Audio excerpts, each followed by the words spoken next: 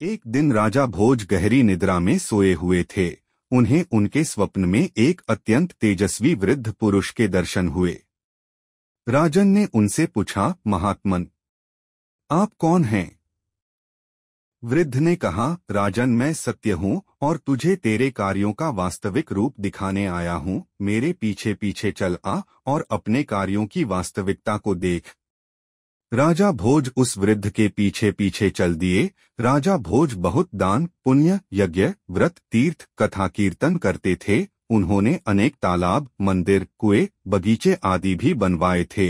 राजा के मन में इन कार्यों के कारण अभिमान आ गया था। वृद्ध पुरुष के रूप में आए सत्य ने राजा भोज को अपने साथ उनकी कृतियों के पास ले गए। वहां जैसे ही सत्य ने पेड़ों को छुआ, सब एक एक करके सूख गए। बागीचे बंजर भूमि में बदल गए। राजा इतना देखते ही आश्चर्यचकित रह गया।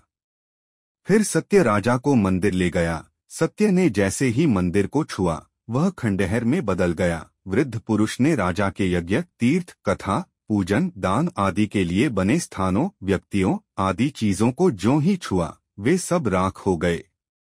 राजा यह सब देखकर विक्षिप्त सा हो गया।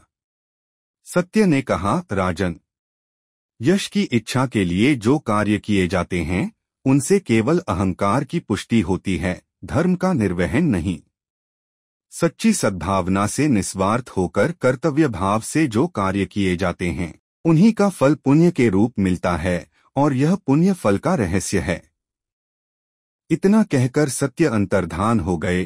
राजा ने निद्रा टूटने पर गहरा विचार किया और सच्ची भावना से कर्म करना प्रारंभ किया, जिसके बल पर उन्हें न सिर्फ यश कीर्ति की प्राप्ति हुए, बल्कि उन्होंने बहुत पुण्य भी कमाया।